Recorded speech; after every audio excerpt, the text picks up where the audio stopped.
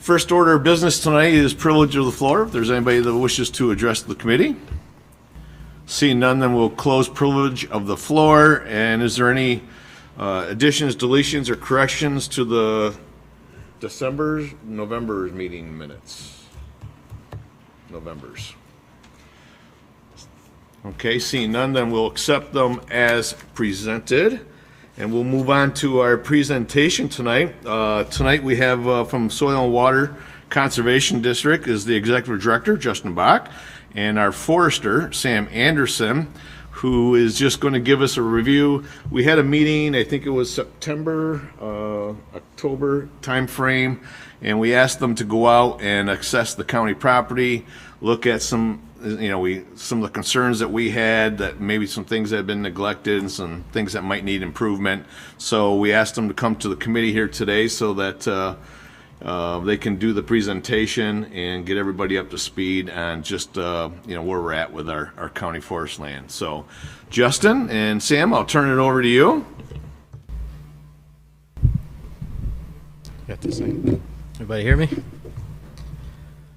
So as he said, thanks, Jim. I want to thank the committee for inviting us out here to give the presentation today. My name is Justin Bach. I'm the new Executive Director of Soil and Water.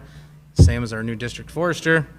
Just some quick background on Soil and Water. So we are a small office of 5 employees. All 5 employees are conservation specialists in one field or another. And we've had a lot of turnover at the office. In the last year, we've had 2 retires and 2 new hires, so fairly new office right now. We actually own a lot of our own equipment, excavators, skid steers, a bunch of attachments, things like that, and we use that equipment to implement conservation practices across the county. And so, like Jim said, in the meeting that we had, we kind of, being new here to Soil and Water, we figured it'd be good to get out and get a good inventory of what the trail system's currently like, some of the parks. This presentation is more kind of like identifying what's out there. We haven't gotten into the weeds too much as far as priorities because we wanted to see where the county's priority lies, and obviously thing that goes a long way with that is funds, right? So having said that, Sam went out and we documented everything from where culverts are needed, bridges, what the trails are used for, updated the websites. We're still working on getting the website fully updated some brochures here, and just did a basically overall inventory of the trail system. And then at the end, we've got a little priority list. Sam put together a good report and then this presentation to go along with it. So with that, I'll turn it over to Sam and he can run through the presentation. All right, so the report that I created after going out and reconning all these trails is definitely more in depth. This presentation is just to get you guys, or to give you guys an idea of what's out there on county land for trails. So here we can see all the county forests on a map of the county. So most of the trails are in this southern region down here, with the exception of Feltz Mills up there, which has quite a few trails going through it. And although not all the county forests have trails, they are all open to recreation, with the exception of slack lot due to some legal disputes. So that means even if there aren't trails, you can still go hunting, you can still romp around the woods, go fishing, etc. So the first trail I would like to highlight is Totman Gulf, and this is one of my personal favorites. So on each slide, the first point is going to be basically where it is, so you guys have some idea, and then how many miles. So it's 1.7 miles. It is open to walking and skiing, and you can see the trail goes along the Gulf, and it just has these beautiful views. So I would definitely recommend this trail. Maybe if you're not a huge hiker, but you still want to get out there and see some pristine views, this is for you. And at the end of the trail over here, it goes down to this nice waterfall. And so at Totman Gulf, you can see this smaller map. And this is the map of the actual Onyx map I used when I was going out to recon these trails. So all these waypoints are areas of consideration. The light blue, which you see a lot of here, are blowdown. So with this particular trail system, there was some crazy winds that came through there and knocked down a bunch of trees. They're kind of hung up, and you want someone super experienced with clearing those trails to come in there and do that. So I'm talking to some of my trusted loggers right now to see if we can get that cleared up this spring and make the trail more walkable again. Next, we have Winona. So these are two sections of trails in our Winona lot, and they are 1.5 miles. They're open to walking, biking, skiing, snowmobile, ATV, and we used to have the Gold Spike Trail, which would go from this road right here. I know it's hard to see. This is Kate Hall Road, which is used by snowmobilers in the wintertime. And it used to go up through this adjoining landowner property and into another one of our woodlots. However, that is closed this year due to the landowner that we passed through. He is tapping his land for maple syrup. So that trail is now closed. Another thing to note on the Kate Hall Road, right about there, the bridge is out. However, that is on the town to fix it because it's a town road. But what really makes these two little sections of trails so special is they connect into the greater matrix of trails in Winona, which I myself love to go out there cross-country ski. A lot of people have fun on their snowmobiles too. So next, speaking of snowmobiles, we have the Van Camp and Shelmadine Snowmobile Trail. So it kind of goes from down there, it goes up, crosses the road here, and goes over. So right about here on the trail, we have this beautiful covered bridge, which is just a really nice sight to see. And one thing that's super important about this trail is it's a key link in the greater snowmobile trail of Jefferson County. So it's very important we have it open so, you know, people can pass through it. And it's 1.8 miles, and although it is mainly used by snowmobilers, you can also walk it or go for a nice cross-country ski. So as you can see here, there's a lot of waypoints, a lot of stuff going on. So right at the end of the trail here, when I was reconning it, I found some blowdown.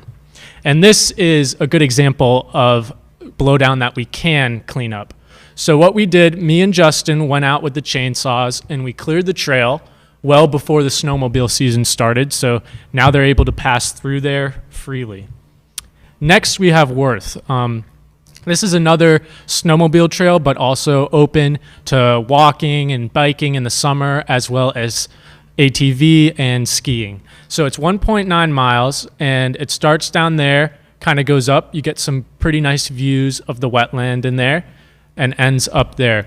So I walked this trail with a member of the Snow Pals Snowmobile Club to discuss what work would be done, needed to be done in time for the winter. And then I came back, I went with a chainsaw, I cleared the blowdown out of the trail. One of our staff, George, helped. He went in with a mini excavator because there was a hill that had these deep ruts in it going right down to a creek that the trail was on. So we smoothed that out, so now it's good for the winter, and we've had no complaints from the Snowmobile Club. This is also one of our widest trails at 15 to 17 feet. So a lot of times with, you know, managing these forests, you see recreation and logging sometimes butting heads, but this is a good example of them benefiting from each other, because up here, like this higher up section of trail was skidded on for a harvest of timber, and what that did is it widened the trail. So this makes it easier for the person grooming, and this trail gets quite a bit of traffic, I've heard. So it's good that the snowmobilers can now easily pass each other, and it won't be as dangerous as if it was more narrow. Also, you can see here with the X's going through it, this is a closed trail. So the previous forester before me, Pat, he had the vision to, this trail kind of leads to right here, there's like a beaver swamp, and he wanted to dam up the beaver swamp, and he wanted to make a handicap accessible trail with a handicap accessible fishing dock at the end of it, which I think is a great vision. He just never got around to it, didn't have the money for it at the time. And right now the trail has fallen into disrepair, logging operations going through it, nobody maintaining it. But if in the future the county decides that's something we want to work on, we would be happy to do that.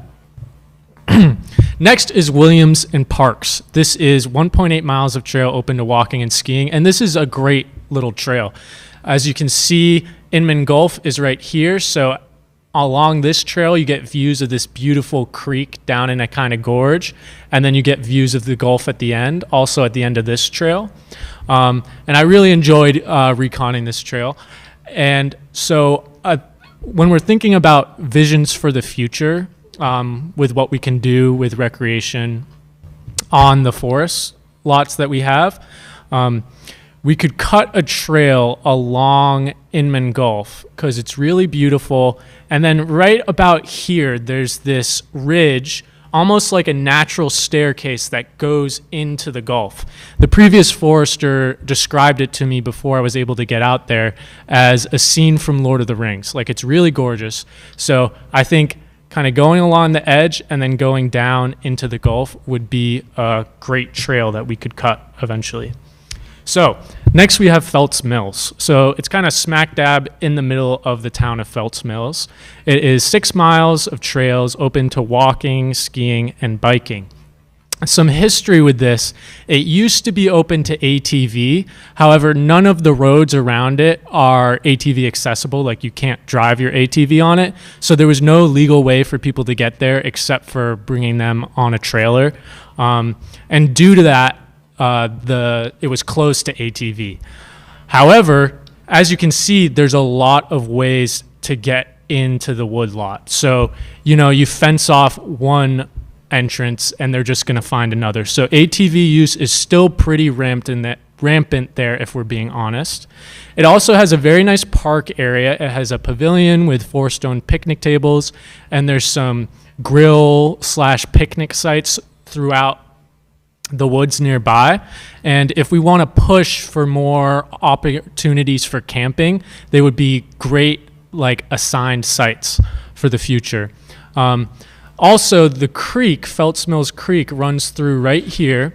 It's stocked nearby with brook trout, and when I was personally out here reconning, given it was snowy, but I found some areas I'm going to return to in the spring on my weekends to go fishing because it really looks like a nice spot. Another note, if we want to open Felts Mills to ATV, the trail crosses the creek right there, and right now the ATVers just ride through the creek bed, but we would want to put a bridge in to prevent stream sedimentation so we can keep that brook trout habitat going well and, continue to have them there. Last but not least, we have Washington Park. So it is 4.2 miles open to walking and skiing. And down here is the park area. And the park area has a large pavilion with a clearing. It's often used for family gatherings and things like that. And then around the park area, there's this beautiful stream running through and like this kind of like valley. And there are fire pits, there's grills. There's another more rustic pavilion tucked back into the woods that was definitely fun to find. And there's also some informational plaques as well. So it's a really nice park area that I think if we gave a little love could truly be pristine. There is a bathroom here. However, when the bathroom was built, it was built directly on top of the septic tank. So in the summer, it smells extremely bad.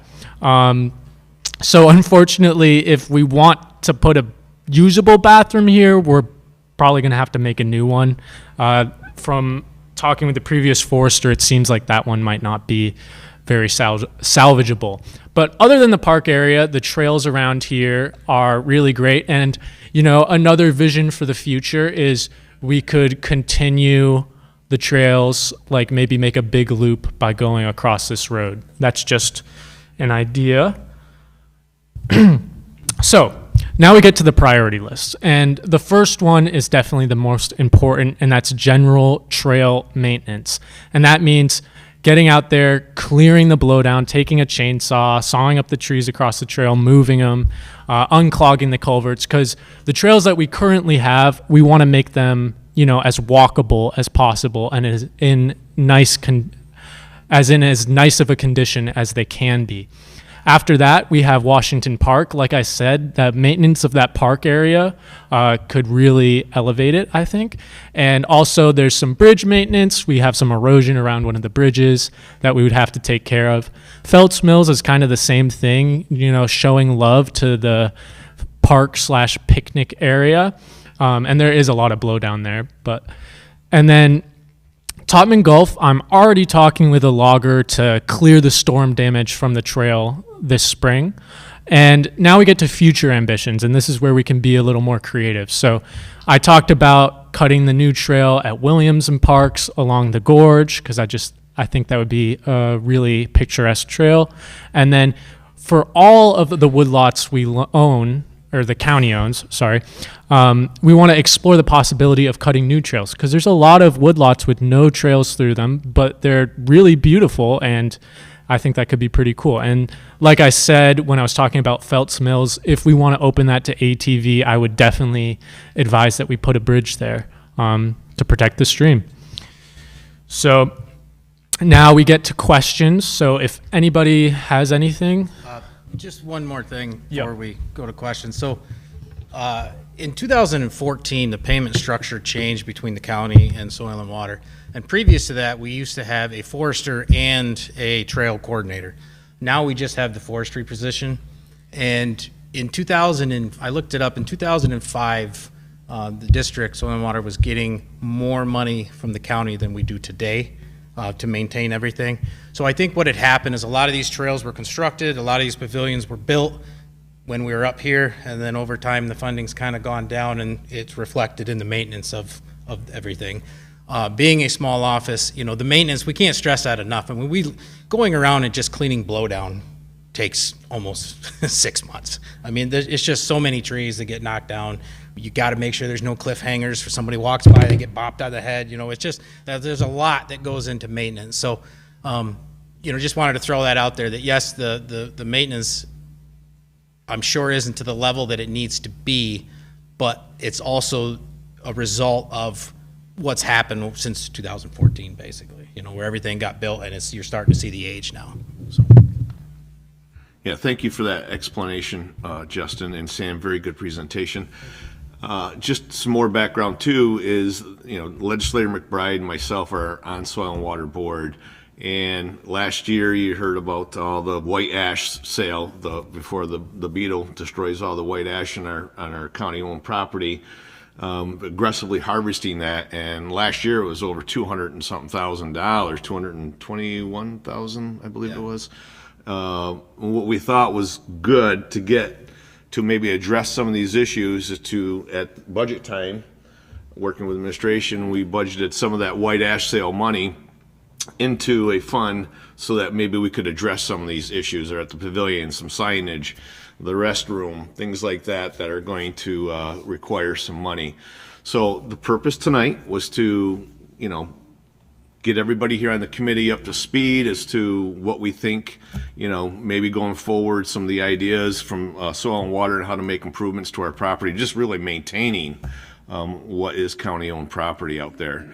So at this point in time, I just wanted to give that background, but is there anybody on the committee that has some questions for either Justin or Sam?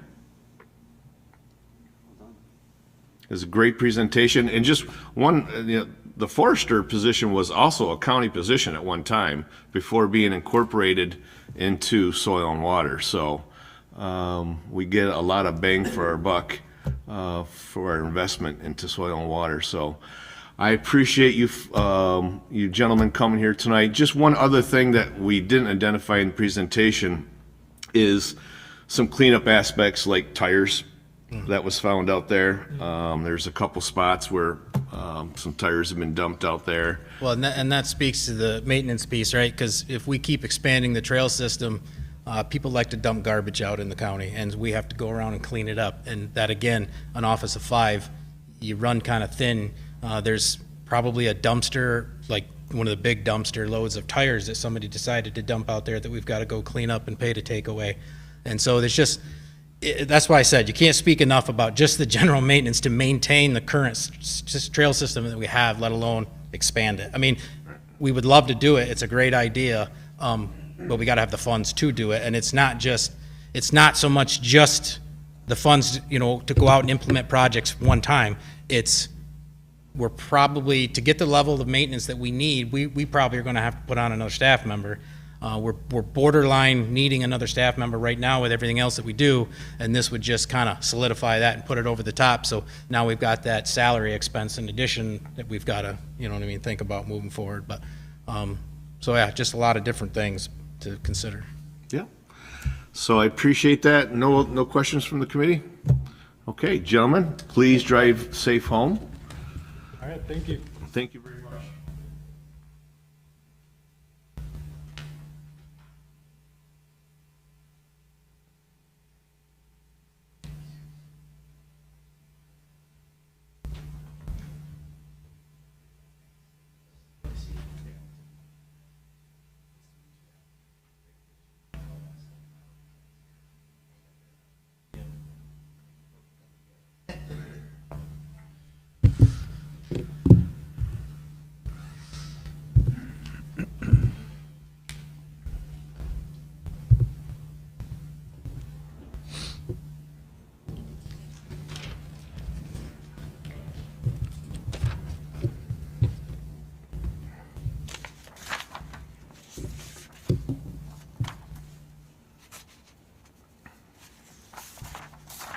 At this point in time, we can move on to resolutions. Nope. So, sorry? Oh, my gosh. I apologize. I'm just hanging out over here. I got excited, didn't I? All right, so next. I promise to be quick. Adopting the 2026 strategic priorities for the General Services Committee. I'll turn it over to Mr. Pichet. Thank you, Mr. Chairman. Jumping into this real quick, really, you guys have heard these talking points before, but just as a reminder, these are the priorities that we've come up with. These were generated through conversations with legislators last fall, then conversations with department heads, and then they went to the chairs, and then back to department heads and back to legislators. So everyone, members of our team have seen these at this point, and not to say that there can't be additions, subtractions, or discussion tonight, but tonight we are looking to move forward with the adoption. Again, remember, these are our priorities. They're not to limit other important work. It's just the stuff that the board wants us to have a special focus on. Intentionally broad and intentionally ambitious. Some of this stuff will not be solved or fixed or addressed in 1 year, but it's just meant to focus our work. And again, designed to guide our legislative calendar. So the things that we talk about today, you should see sprinkled throughout the year back at the General Services Committee as future presentations. Like I said, it helps us maintain legislative focus with measurable outcomes. So let's get into some of the things that we're looking to do this year.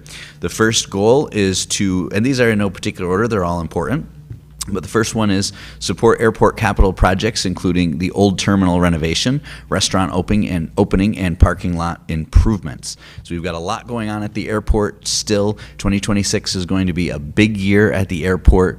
We've got airport administration, highway, and the legislators will be involved in this.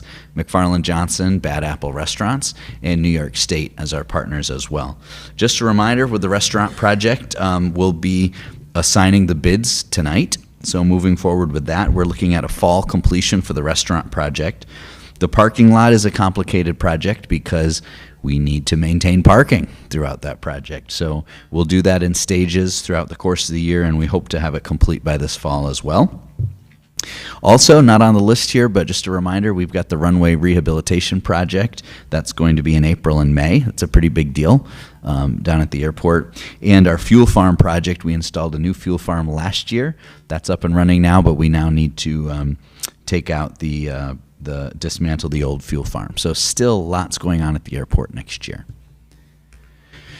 Second goal for General Services Committee is to support physical plant improvements, including the Human Services building upgrades. So obviously the flagship project next year for buildings and grounds and DSS is going to be the improvements at the Human Services building. We're looking at, the budget was around $4 million for that project. Owners are Buildings and Grounds, DSS, and Administration. Our partners are BCA Architects and Engineers and New York State. BCA is, we're working on finalizing the contract with BCA for their services, as well as finalizing the floor plan. Once we finalize all that, it'll be about 12 months of construction for that project. And of course, it's not just about the Human Services building next year. We also are building a garage at the PSB. Last year we designed it. This year we'd like to build it. So we're finalizing those plans with GYMO. The county office building parking lot next year. So that'll be a big project. We're going to mill and fill that and repave out front. And of course, this is in addition to heat pumps, boilers, cameras, card readers, general maintenance. So Spike and his team have quite a bit to do next year. But the main thing we want to keep track of is just moving all these projects along, and especially the Human Service Building project. Number 3 is address land use, permitting, and taxation policies regarding clean energy development. This is a holdover from last year. This remains, to me, a really important thing that we need to focus on in Jefferson County. The chairman has shown incredible leadership on this. Bill's been on top of this from day one, but we really need to focus on making sure that there's the correct balance in our community between solar, open space preservation, and frankly, the self-determination rights of our municipalities to not be bullied by New York State into projects that maybe they don't want. So this requires us to continue to look at our policies, and we've got some ideas on how to address that next year. So we'll be bringing forward some ideas for that. Number 4, work towards new state standards for dog control. The ad hoc committee continues going strong on that, and we will, I think, have some news and some discussion on that in the months ahead. So obviously that's something that we need to move towards. General Services Committee priorities number 5, develop a strategy for brownfield redevelopment and blight removal with special focus on partnership with the City of Watertown. So this is a fancy way of saying we're going to continue to clean up properties like we've been doing. So last year we had an excellent year. We did the DeFerriot project, the Evans Mills projects, the Mansville project, and we want to continue to push. But what we want is a more defined strategy. So the planning department is going to work on that. The federal government and the state government have a ton of money available for cleanup projects, but you have to have a strategy when it comes to approaching some of these grants. So we want to work on that, and it's an area that the city has expressed a lot of interest in working with us as well. They've got some blight they want to clean up, so we can work hopefully hand in hand with them. Number 6, upgrade and modernize GIS infrastructure across county departments. So our GIS infrastructure affects real property planning, IT, dispatch, highway, and not to mention the public, uses our county GIS services. Our platform that we've relied upon for years has been discontinued. And so we need to go to a new platform. We need to modernize that service. We did add a GIS coordinator position in the budget this year, so we're trying to step up our game when it comes to GIS. That's an incredible tool that we can do a lot more with, and a lot more for our municipalities as well. Number 7, develop a fleet management plan. This is relatively self-explanatory. We pay a lot of mileage in Jefferson County, so Dylan and I are very curious to see if there's a way to really get a better deal. Perhaps it is through buying vehicles instead of paying out mileage. Regardless, there is a strategy to maintaining a large fleet. We really should make sure we're selling things when they still have value, not necessarily running them into the ground. So we want to make sure that we're working on those items. And number 8, launch bus transportation system. So this will be, my anticipation is this is the thing that you guys will get the most calls about, because it's going to be probably our most visible project next year. But this has been several years in the making. The buses are supposed to arrive in the next month or so. we will be approving the contract with the ARC for becoming our operator, and we'll be launching that service. Our goal is hopefully in April. We'll be launching that service, April or May. So that's the goal with the bus transportation, but a lot to do with that. So that is the rough agenda that we've put together for 2026 for General Services Committee.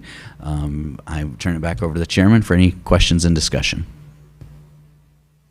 Any questions?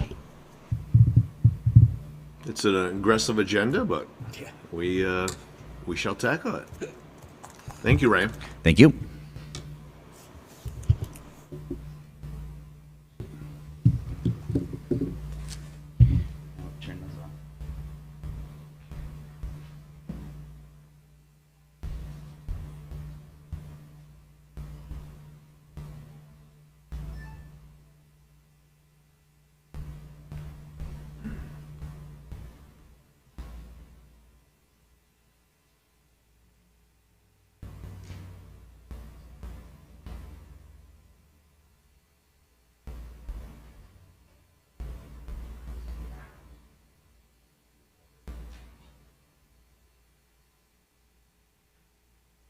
At this time, we'll move on to resolutions. Thank you, Mr. Chairman. The first resolution tonight is adopting the 2026 strategic priorities for the General Services Committee. Motion, please. Legislator Ferris, second. Legislator Potter. Is there any debate on the resolution? Seeing none, all in favor, aye? Aye. Opposed? Carries. Authorizing agreements in relation to the Watertown International Airport Terminal Gateway Project, seeker determination, and amending the 2026 county budget and capital plan. Motion, please. Legislator Ferris, second. Legislator Grant. Is there debate on the resolution? Seeing none, all in favor, aye? Aye. Opposed? It carries. Authorizing a software agreement in relation to the Watertown International Airport Safety Management System Manual and Implementation Plan. Motion, please. Legislator Ferris, second. Legislator Potter. Debate on the resolution. All in favor, aye? Aye. Opposed? Carries. Authorizing an agreement in relation to the acquisition of snow removal equipment at the Watertown International Airport.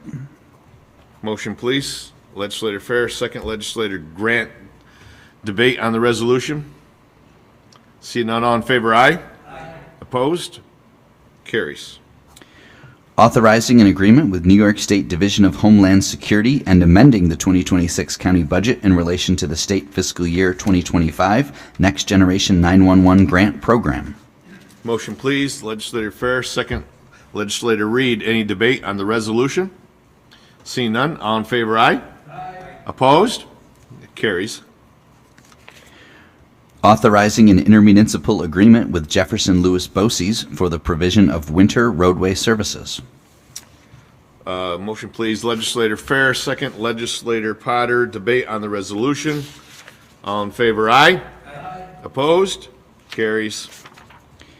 Authorizing the implementation and funding in the first instance 100% of the federal aid and state Marchicelli program aid eligible costs of a transportation federal aid project, Noble Street over West Creek, and appropriating funds therefore, and amending the 2025 county budget and capital plan.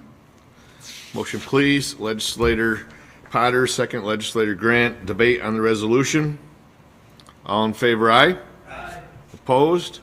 Carries.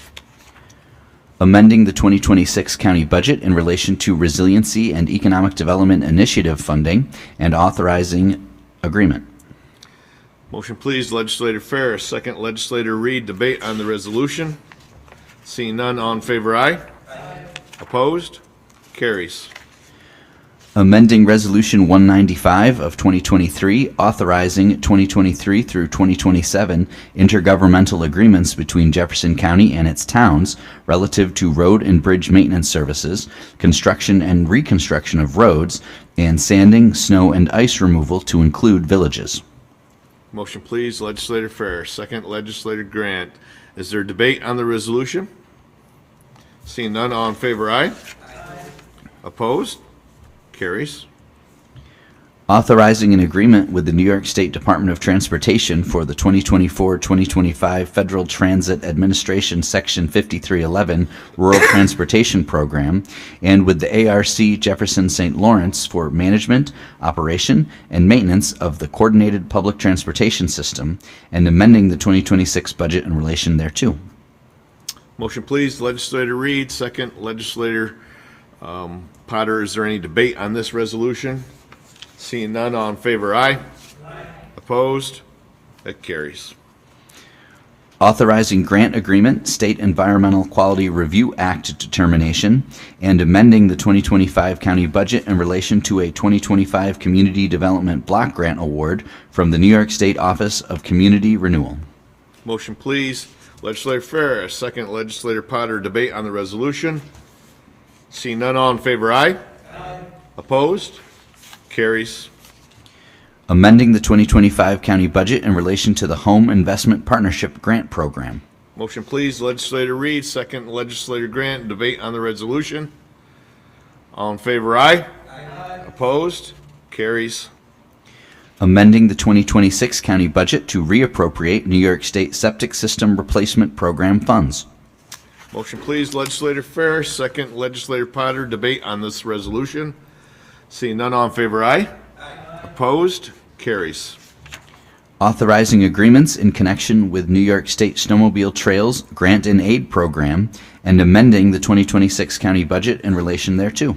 Motion, please. Legislator Ferris, second. Legislator Potter, debate on the resolution. Seeing none, all in favor, aye. Aye. Opposed? Carries. Amending the 2025 budget in relation to an agreement with Volunteer Transportation for mobility management services. Motion, please. Legislator Reed, second. Legislator Ferris, debate on this resolution. Seeing none, all in favor, aye. Aye. Opposed? Carries. Authorizing an agreement with New York State Division of Criminal Justice Services in relation to the Ignition Interlock Device Monitoring Program and grant funding. Motion, please. Legislator Ferris, second. Legislator Potter, debate on the resolution. Seeing none, all in favor, aye. Aye. Opposed? Carries. Authorizing agreement with New York State Division of Criminal Justice to provide funding for certified pretrial services, and amending the 2026 county budget in relation thereto. Motion, please. Legislator Ferris, second. Legislator Potter, debate on the resolution. Seeing none, all in favor, aye. Aye. Opposed? Carries. Authorizing an agreement with New York State Office of Indigent Legal Services for quality improvement for family court representation. Motion, please. Legislator Ferris, second. Legislator Grant, debate on this resolution. Seeing none, all in favor, aye. Aye. Opposed? Carries. Is there anything further to come before the committee? I do have hot off the press. Director of Aviation Grant Susi gave me the numbers for 2025, 51,612 people, up from 47 the year before. So another successful year out there at the airport, and it's every year onward and upward. So excellent numbers to report. Thank you for that, Grant. Is there anything else to come before the committee? Seeing none, motion to adjourn. Legislator Ferris, second. Legislator Potter, everyone drive safely, please. I don't know, what's it look like outside? Are we gonna